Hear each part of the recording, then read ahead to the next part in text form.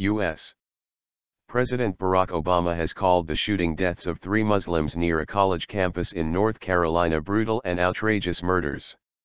No one in the United States of America should ever be targeted because of who they are, what they look like, or how they worship, said the president in a written statement. Obama also confirmed the U.S. Federal Bureau of Investigation (FBI) has opened an inquiry into the killings to determine whether federal laws were violated. Family and friends of the victims are calling the shootings a hate crime. 2 sisters and the husband of one of the women were murdered Tuesday at an apartment complex outside the University of North Carolina campus in the town of Chapel Hill. The FBI is continuing to provide assistance to the Chapel Hill Police Department to process evidence related to a triple homicide investigation, the FBI's North Carolina field office said in a brief statement emailed to VOA. The FBI has also opened a parallel preliminary inquiry to determine whether or not any federal laws were violated related to the case. U.S. Attorney General Eric Holder said he was shocked and saddened by this week's heinous murders.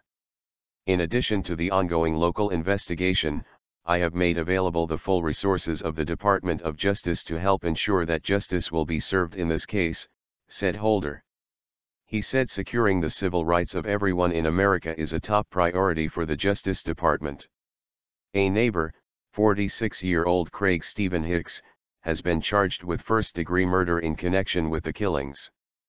Police believe a long-simmering dispute over a parking space sparked the shootings of newlyweds Shadi Barakat, his wife Yusr Abu-Salha and her sister, Recep Abu-Salha. But the father of the slain women, Mohammad Abu-Salha, said Wednesday he believes the shootings were a hate crime. He said Hicks had confronted his daughter and her husband a few times while carrying a gun on his belt. The government defines a hate crime as a criminal offense at least partly motivated by bias against race, religion, ethnicity, national origin, gender, sexual orientation, or disability. In 2013, U.S. law enforcement reported more than 6,900 hate crime offenses, according to FBI statistics. Religion was one of the top 3 bias categories, with 165 offenses stemming from bias against Muslims. The case is also drawing international condemnation, with Turkish President Recep Tayyip Erdogan calling on top U.S. officials to denounce the killings. Speaking to reporters Thursday during a visit to Mexico, Erdogan criticized the president, Vice President Joe Biden and Secretary of State John Kerry for their silence over the attack. If you, after an incident, an attack like this, remain silent, the world will also stay silent towards you, said the Turkish leader, a devout Muslim who has been outspoken about what he calls rising Islamophobia in the West.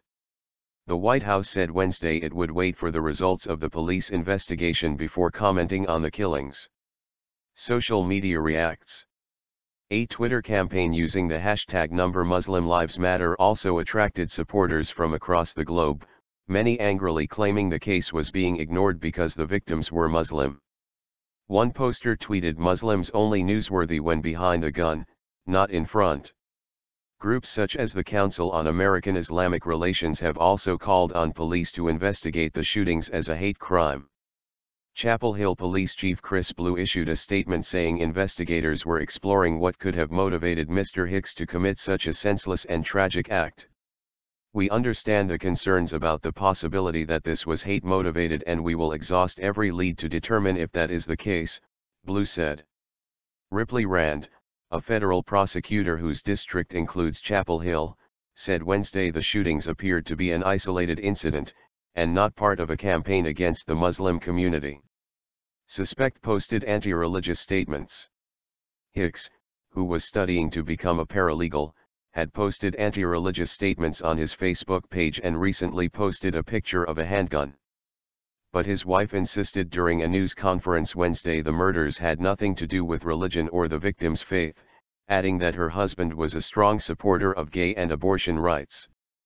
Barakat, 23, was a second-year dentistry student at UNC, while Yusr Abu-Salha, 21, was scheduled to join her husband as a dental student in the fall. Recep Abu-Salha, 19, was visiting her sister and brother-in-law from Raleigh, where she was a student at North Carolina State University. Libin Abdikarim, a Somali-American student who attended UNC with Barakat, told the VOA Somali service the trio were leaders in the Chapel Hill and Raleigh communities. Barakat worked with a charity that provided dental supplies to the poor. He had launched a fundraising campaign for a humanitarian trip to Turkey to provide dental care to refugees from the civil war in Syria. The families buried their dead Thursday in the nearby North Carolina town of Zebulon.